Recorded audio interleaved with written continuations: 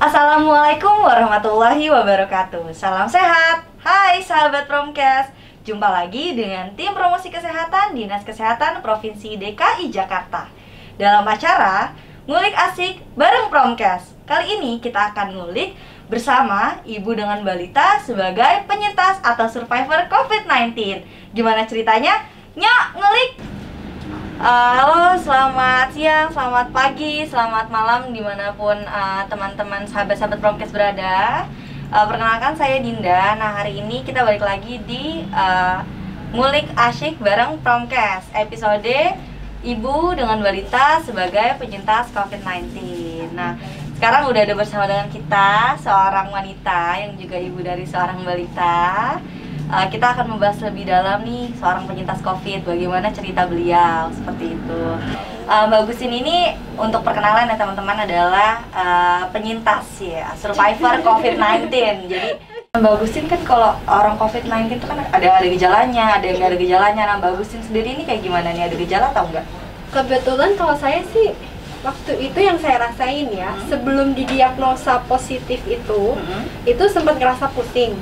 Tapi hanya pusing aja, jadi pusing tapi migrain lah, setengah aja sini gitu kan. Memang aku mikirnya gini, kan aku emang biasa pusing nih, kadang-kadang migrain gitu kan. Aku pikir juga ya udah cuman migrain biasa gitu, nggak tahu juga kan kalau ternyata itu COVID. Nah terus selang berapa hari dites itu, ikut tes swab. Nah setelah ikut tes swab dapat hasil kan setelah 3 hari kan, baru ketahuan kalau itu positif gitu. Jadi pusingnya tuh udah hari-hari yang lalu gitu. Pas dapat positif itu sebenarnya udah nggak kerasa apa-apa. Habis didiagnosa itu sampai saya selesai karantina pun saya nggak ngerasain sakit apa-apa. Jadi udah kayak orang biasa aja, sehat ya, aja tanpa gitu. Gejala ya. Nah, setelah tahu nih positif walaupun tanpa gejala gitu ya, apa sih langkah pertama banget yang langsung Mbak Agustin ambil pada saat tersebut gitu? Kan ya itu isolasi mandiri. Pokoknya nggak boleh kontak sama orang satu rumah. Mbak Agustin langsung sabotase satu ruangan gitu untuk langsung kunci diri di situ gitu. Jadi bener-bener tuh itu cepet banget sih. Jadi kan orang nggak nyangka ya kan, nggak mungkin ada persiapan dan apa-apa, nggak ada gitu. Ya udah langsung masuk kamar. Di kamarnya kebetulan di rumah kan ada 3 kamar. Aku ambil yang satu yang paling depan, yang lainnya tuh kan yang belakang gitu kan. Ya udah pokoknya terus anak semua, baju lemari anak dikeluarin, baju-baju semua dikeluarin gitu kan. Pokoknya nggak boleh ada apa-apa di dalam. Udah ya Allah ini gimana ya Allah, udah gitu kan, udah nggak bisa mikir. Udah untungnya suami yang iniin sih, udah yang TL dia gitu. Maksudnya yang ya udah dia yang lebih bisa berpikir secara rasional kan. Ya udah kamu masuk dulu, semuanya dikeluarin, perlengkapan apa yang aku perlu dia masukin. Terus karena apa ya, langsung beli peralatan, misalnya kayak kamar mandi kan harus pisah. Untungnya ada 2 kamar mandi kan. Yang satu bener-bener cuma buat aku doang gitu. Terus alat makan semuanya pisah. Terus ketika nyuci baju pun pisah juga. Pokoknya semuanya dipisahin, nggak boleh campur gitu. Berarti langsung bersama dengan suami. Itu di rumah Mbak Agustin ada berapa orang tuh Mbak? Ada berapa ya? Ada 1, suamiku suami, adikku ada, sama yang asisten rumah tangga 1, anakku masih di bawah 2 tahun kan itu. Terus ada aku, udah kita berlima gitu. Langsung pisah semuanya? Langsung pisah, mereka nggak kontak sama aku sama sekali gitu. Langsung beli alat-alat, wah luar biasa banget. Langsung ini saya semuanya ya Mbak ya? Iya, beli ember, karena baju aku langsung direndam kan pakai antiseptik. Betul. Jadi kalau habis mandi langsung rendam pakai antiseptik. Nanti baru setelah berapa jam baru dicuci gitu. Terus sarung tangan, beli sarung tangan, karena yang nyuci aku minta dia pakai sarung tangan sih. Asisten rumah tangga aku pakai sarung tangan, yang makan juga gitu. Jadi alat makan juga dipisahin. Nah, terus setelah mengetahui nih Mbak Agustin kan positif, keluarga kan sempat kontak erat dong dari pas swab itu ya. Apakah dilakukan swab juga untuk semuanya tadi yang 4 orang itu ya? Karena aku setelah tahu bahwa hasilnya positif, langsung lapor ke puskesmas tempat, ya kan, pemantauannya kan dari puskesmas tempat dong gitu. Saya lapor tuh, kebetulan punya nomornya kan, ada kontaknya kan dari puskesmas tersebut. Terus saya lapor bahwa saya hasilnya positif, gimana dengan keluarga dan lain-lain. Oke, keluarga juga kita jadwalkan untuk swab juga semuanya, tolong nanti datang ke puskesmas kita swab. Jadi udah langsung di swab, hasilnya 3 hari sih udah keluar. 3 hari keluar. Dan hasilnya bagaimana tuh Mbak Agustin? Alhamdulillah semuanya negatif. Semuanya negatif. Empat-empatnya negatif. Berarti kemungkinan besar Cuman benar-benar aku memang aja. Mbak Agustin dapetnya dari tempat kerja ya. Iya. Kemungkinan besar ya. Kemungkinan besar gitu, karena orang rumah kan nggak pernah kemana-mana gitu. Ya, nah selama masa isolasi mandiri nih, apalagi Mbak Agustin punya balita ya, gitu kan.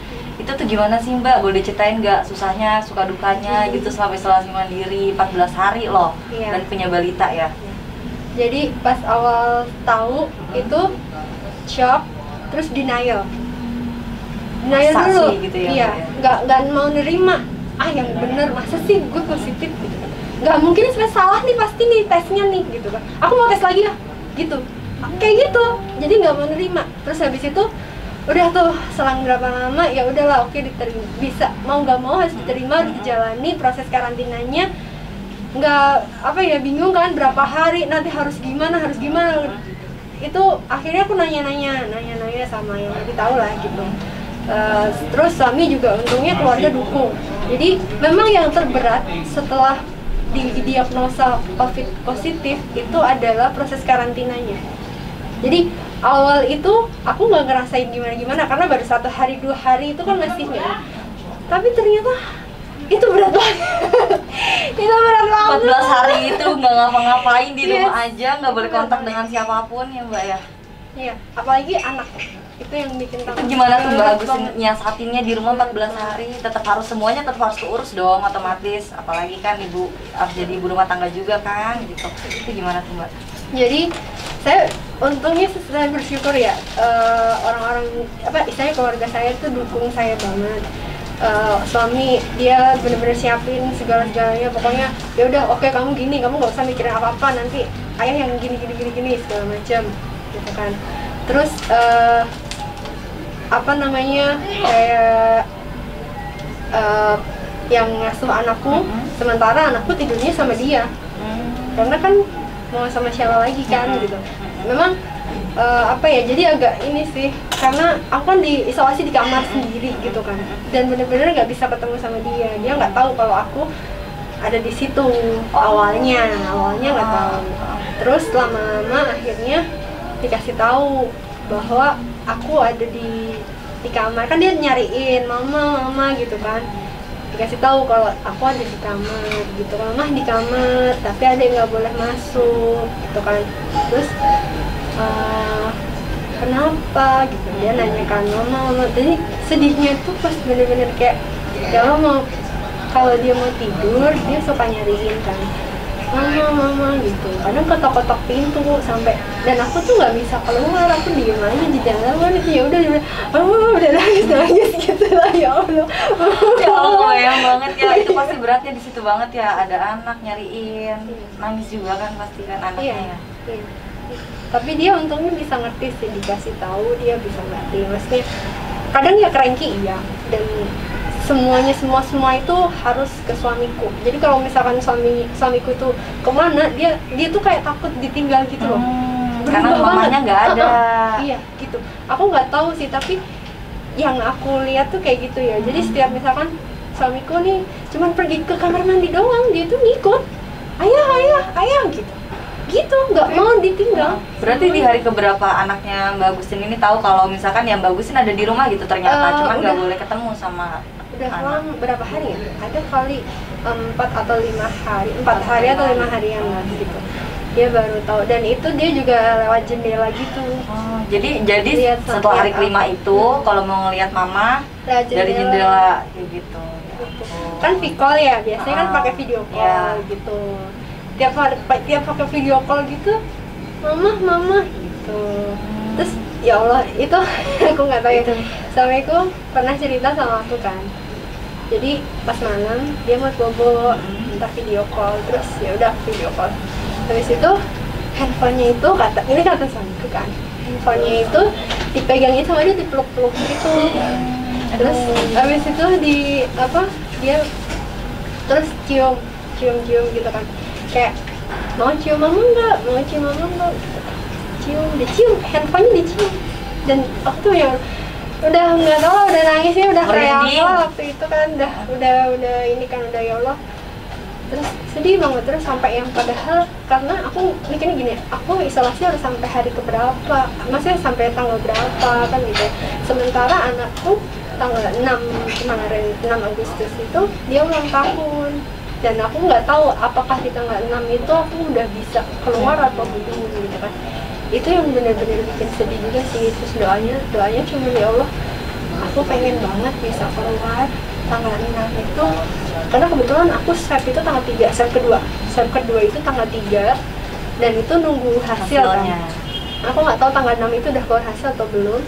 Doaku cuman pas tanggal 6 keluar itu, moga-moga aku udah bisa keluar, udah bisa peluk dia, cium dia, karena dia pas ulang tahun loh yang kedua gitu. Nah, kalau itu nih bagusin kan pasti down banget ya, nggak bisa ketemu anak. Nah itu gimana sih caranya? Saatnya kan ya udah terinfeksi COVID-19 juga, harus kuat juga kan secara mental dan fisik. Itu gimana tuh strategi Mbak Agustin supaya bisa kuat mental gitu dan juga fisiknya? Jadi kalau dari pas awal tahu nih COVID, tentu langsung tuh pokoknya semua gitu, makan harus nih untuk fisik ya, supaya kita tuh tetap sehat, tetap waras gitu kan, nggak boleh down, karena yang kan dia ini ya apa namanya kayak imun ya, maksudnya imun kita harus bagus dong. Kalau kita sedih drop terus itu kan ya nantinya malah takutnya kan nggak sembuh gitu. Walaupun aku nggak ada gejala apa gitu, tapi aku berpikirnya oke, aku harus selalu happy, aku harus bahagia terus gitu. Jadi ya udah, alihin pikiran, alihin ini, harus tetap semangat, harus happy terus. Ya ngapain, misalnya nonton film Korea misalnya gitu, terus baca novel atau apa misalnya kayak gitu, tapi tetap aktivitas gitu kan. Itu sampai kamar aku bersihin, sampai berkali-kali aku bersihin kan, nggak ada Saking kerjaan aktivitasnya ya nggak ada ampun. kerjaan Bu. Jadi ya udah pokoknya aku harus lupain, aku harus tetap sehat ya, aku harus ini gitu. Tapi ntar gitu aja, up and down gitu loh. Tiba-tiba kalau inget anak mewek lagi, udah nangis lagi gitu. Bener-bener harus kuat banget ya bikin stabilnya ya. Iya gitu. Bahkan kadang-kadang berkali-kali, beberapa kali itu telepon sama suami tuh udah kayak yang ya udah nangis, udah apa, udah gitulah. Udah gitu. Padahal di satu rumah yang sama, tapi karena nggak bisa ketemu Nggak bisa jadinya ketemu. kayak gitu ya. Nah ini akhirnya kan tanggal 3 Agustus Mbak Agustin swab Iya, kedua. Nah terus tanggal 5 ya? Tanggal 5 dikabarkan. enggak, tanggal 6. Oh tanggal 6 jam 6 pagi. 6 jam 6 pagi. Nah itu dikabarkan pas banget bertepatan dengan Hari ulang tahun. hari ulang tahun anaknya Mbak Agustin. Itu gimana perasaan Mbak Agustin dan respon keluarga semua tuh Mbak? Seneng banget sih. Seneng banget ya. Udah nggak bisa diungkapin lagi lah itu. Pokoknya aku sudah bersyukur banget ya Allah, alhamdulillah doanya dikabulkan gitu kan. Karena ya yang paling berat tuh itu anak gitu. Jadi pas itu ternyata dikasih kesempatan sama Allah, udah negatif, jadi ya udah langsung udah bisa peluk dia, cium dia gitu pas dia ulang tahun. Alhamdulillah. Yang terakhir nih Mbak Agustin nih, setelah udah melewati isolasi mandiri, sudah pernah menjadi seorang penyintas COVID-19, boleh nggak kasih statement ke sahabat-sahabat Promkes yang lagi nonton kita sekarang? Mungkin ada juga yang lagi isolasi mandiri, mungkin ada juga yang seperti Mbak Agustin, ibu dengan balita gitu. Boleh dikasih motivasinya dan tips-tipsnya bagaimana untuk menjalani isolasi mandiri dan bagaimana untuk berperilaku hidup bersih dan sehat seperti itu Mbak. Kalau motivasinya jangan pernah menyerah, karena apa ya, pasti bisa sembuh kok. Dan yang bisa nyembuhin adalah diri kita sendiri. Kita nggak boleh down, kita harus, imun kita harus bagus, kita harus bahagia, kita harus happy. Dan yang paling penting usaha maksimal, pasrahkan sama Tuhan Yang Maha Esa ya gitu. Terus habis itu tipsnya tetap apa ya, karena gini, keberhasilan isolasi mandiri itu bukan hanya gimana ya, itu tergantung diri kita sih tuh. Karena ketika kita isolasi mandiri nggak ada yang lihat kita, iya kan, nggak ada yang lihat kan. Kita mau nakal betul, boleh. Kalau betul. misalkan aku mau nakal, aku keluar Betul. gitu, atau aku pegang misalnya lewat jendela, bisa pegang misalnya gitu. Itu kan kita apa, tergantung dari kita sendiri. Kita bener-bener mau mau strike apa enggak gitu. Kalau kita insya Allah kalau misalkan kita bener-bener udah menjalankan sesuai prosedur, terus udah pasrah sama Allah, semoga cepet dikasih hasilnya negatif gitu, amin. Dan jangan lupa 3M. Betul banget, betul banget.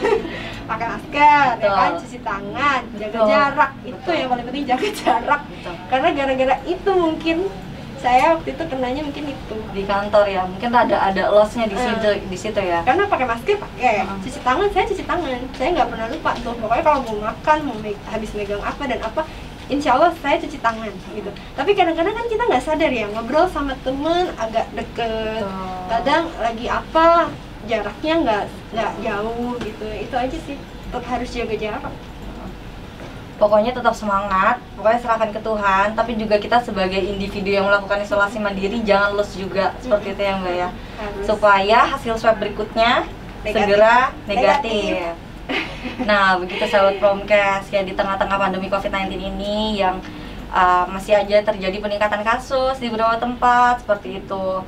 Mungkin juga karena loosnya protokol kesehatan oleh masyarakat juga, pakai maskernya, cuci tangan pakai sabun dan air mengalirnya, serta jaga jaraknya itu masih kurang disiplin. Nah, ayo nih sahabat-sahabat Promkes semuanya kita terus terapkan protokol kesehatan supaya kasus COVID-19 di Indonesia, khususnya di DKI Jakarta, bisa menurun seperti itu.